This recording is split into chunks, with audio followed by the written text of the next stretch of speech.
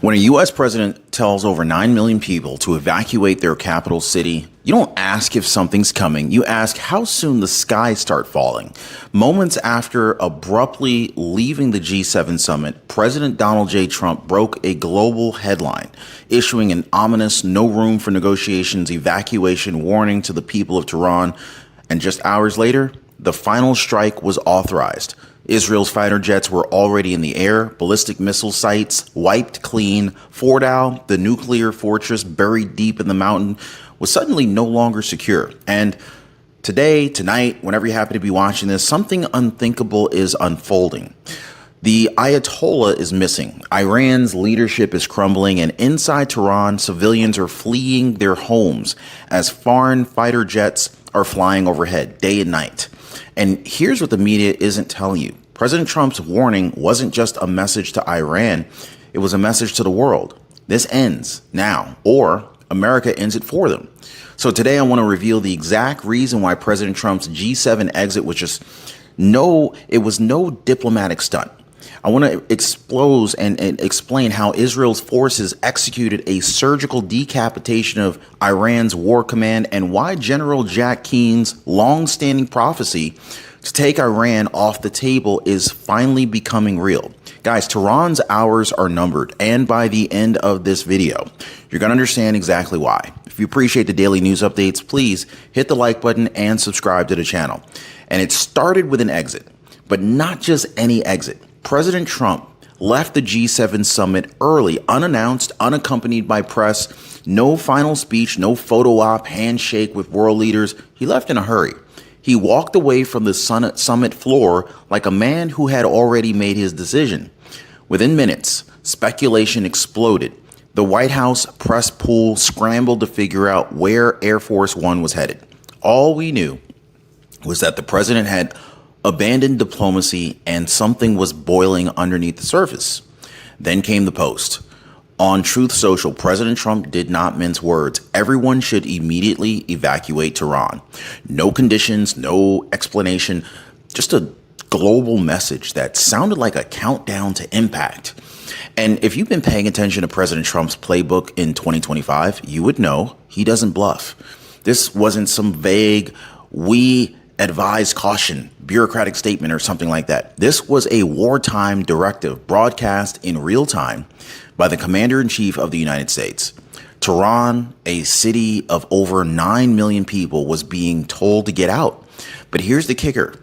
Emmanuel Macron, still clinging to the illusion of diplomacy, told reporters Trump left the G7 to help negotiate a ceasefire between Israel and Iran. But Trump shut that narrative down immediately, calling Macron a publicity seeker and declaring he has no idea why I'm on my way back to Washington.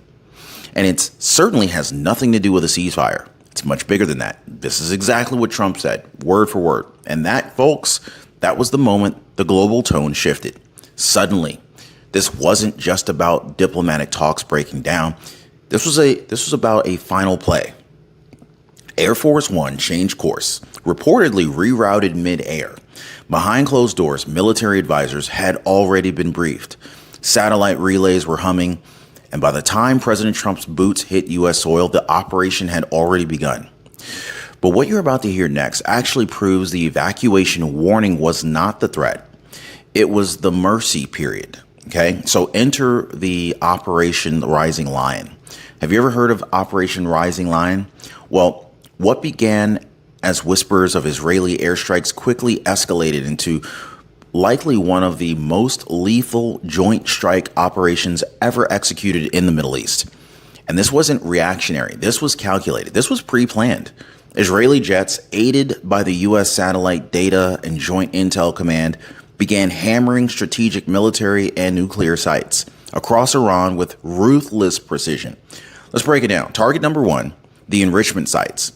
Iran's nuclear core, facilities, houses, centrifuges, uranium stockpiles, and technical scientists obliterated. Done. Cooked. Target number two, the ballistic missiles facility. IDF confirmed over 1/3 of Iran's launch infrastructure was neutralized. That includes launch pads, fuel bunkers, and mobile vehicles used to evade detection. Target number three, drone and weapons labs, dozens of drone sites flattened, many of them buried beneath schools, mosques, and civilian zones in Tehran and Ephesus. So target number 4 was the leadership bunkers, and perhaps the most chilling move ever. Israel launched precision strikes on the command and control bunkers believed to house Iran's wartime chief of staff and several senior IRGC leaders. One of these individuals had just placed his assassinated predecessor only to be wiped out days later. Think about that. Think about the timing, guys. One of these individuals had just replaced his assassinated predecessor, and he got wiped out days later. So here's where it gets even more serious. According to military sources, the United States had already repositioned B-2 Spirit bombers to forward bases in Europe and the Gulf in complete secrecy. These stealth aircraft are the only platforms on Earth that can carry deep penetration bunker busters, massive ordnance designed to punch through half a mile of solid rock. Why does this matter? I'll tell you why. Satellite images confirm multiple entrances and vents to the Fordow complex were collapsed, suggesting that the final strike hit its mark. And as the dust settles, one thing became clear. This wasn't just a show of force. This was the beginning of the endgame. If you're trying to manage your Medicare plan by yourself, you're basically trying to do your taxes without a calculator. And the consequences? Expensive. But Chapter makes it simple. Jamie from Texas saved $600 with Chapter's help. Ed, who's 84, he said, "Thanks, Ron and Chapter. I'm saving $684 a year. That is huge for somebody like me on a fixed income." Guys, they compare every plan available. They find what fits your needs, and they help you to avoid costly mistakes. Give our friends a Chapter call right now. Phone number is right down below, 909-563-8279, or even better, hit them up on the website. The link is in a pinned comment, maybe in the description. Go to askchapter.org/Ron. Smart people ask for help. Let Chapter help you make the best move this year. And as the dust settles, one thing becomes clear. This wasn't just a show of force. This was the beginning of the endgame. General Jack Keane, who has warned for years that the U.S. must take Iran off the table, now says we may be witnessing the exact moment that mission is achieved. But the most explosive part, guys, we haven't even touched on the real reason behind this air campaign or why President Trump's war strategy avoids a ground war altogether while still dismantling a nuclear regime. Because, guys, we need to expose the real objective behind these strikes, why Tehran's leadership is now panicking, and how Israel and U.S. plan to reshape the balance of power in the Middle East without setting foot on the ground. So let's make something abundantly clear. This isn't about vengeance. This isn't about sending a message. This is about obliteration of capacity, pure and simple. From day one of the second term, President Trump made one thing non-negotiable. Iran will never possess a nuclear weapon. Not under his watch, not on this planet. And this final strike is proof of that promise. According to sources close to the Joint Chiefs, Trump has authorized a limited focused air campaign with a single mission: erase the nuclear infrastructure completely. And here's the brilliance of it. Unlike the forever wars of the past, this isn't boots on the ground. There's no U.S. ground invasion, no nation building, no occupation force. This is air dominance paired with surgical Israeli precision and top-tier human intel that's been smuggled out of Iran by brave dissidents and field agents. General Keane called it exquisite intelligence. Guys, that's the kind that lets you strike a moving target in a locked bunker at night without even hitting a single civilian. And it's working. It's working. Fordow, gone. Missile launchers, vaporized. Command bunkers, buried. Iran's nuclear dream, on fire. But there's more to this story than just dropping bombs here. Taking Iran off the nuclear map, it stops something far worse from happening next. A Middle East nuclear arms race where Saudi Arabia, Egypt, and Turkey all start scrambling to build weapons of their own. By building, or more importantly, by pulling Iran's teeth, so to speak, Trump just froze the starting gun. And in doing so, he's repositioned the U.S. and Israel not just as defenders, but as the dominant power axis of the region. So this is how you end wars before they start. But while the world watches the explosions on the surface, something even darker is happening beneath Tehran. The regime is cracking, because we're going to go inside the walls of Tehran itself, where the panic is no longer just military, it's existential. So if you look inside of Tehran, the situation is quickly spiraling downward. The skies are no longer safe. Israeli fighter jets are roaring over the capital day and night, almost unchallenged. Missile defenses overwhelmed, radar systems blinded, civilians fleeing. The evacuation Trump called for, it's happening. Traffic cams are showing gridlocked highways out of the city. Supermarkets have been stripped bare, empty shelves everywhere. Underground shelters are over capacity. And yet, the most telling sign of collapse isn't even the chaos in the streets, it's the silence from the regime. The supreme leader, Ayatollah Khamenei, has not been seen in over 48 hours. Over 48 hours. No video, no statement, no appearance. Rumors are now swirling he was evacuated to Russia. Or is he hiding? Or is he one of the early strike targets? Well, at the same time, Iran's military command structure is in tatters. Top generals eliminated, drone operators dead, missile teams running out of stock and terrified to launch, because every time they fire, Israel wipes out their platform within minutes. So this is more than military failure. This is psychological disintegration. Sources inside Iran report 80% of the population now opposes the regime, openly blaming leadership for dragging the country into annihilation. And now the regime's own insiders are turning. But why now? Well, Keane's long-standing case to take Iran off the table. So, to truly understand why this matters, you have to understand the blood-soaked history that led us here. General Jack Keane has been warning about Iran for decades, not just as a future threat, but as an active enemy that's already taken out thousands of American lives. I mean, think about this. You think that this is just about nuclear enrichment? It's much more than that, guys. Much more than that. You got to understand that this goes a lot deeper than nuclear enrichment. In fact, I want to walk you guys through the receipts. In the 1980s, Iran-backed terrorists murdered 241 U.S. Marines in Beirut. They bombed our embassies in Lebanon and Kuwait. In the 1990s, they targeted U.S. Air Force barracks in Saudi Arabia, killing and maiming scores. And in Iraq, Iran funneled weapons-grade IEDs specifically designed to kill American troops. According to former CENTCOM Commander General Lloyd Austin, yes, the same man who once ran Biden's Pentagon, Iran is responsible for the deaths of over 2,000 U.S. service members. 2,000. Now, this isn't just a foreign government. This is a long-term, state-sponsored killing machine masquerading as a government. And for 45 years, they chanted death to America while hiding behind proxy armies and diplomatic illusions. But now, finally, a U.S. president has flipped the script. Trump isn't sending messages. He's shutting the door. He's seizing a rare generational moment where Israel has the intel, the U.S. has the air dominance, and the Iranian regime is internally fractured.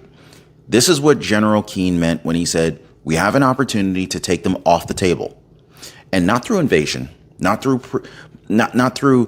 boots on the ground, but through precision, through timing, and the willingness to act when others blink. Because President Trump's philosophy is rather simple. No nuclear weapons, no more games, no more warnings.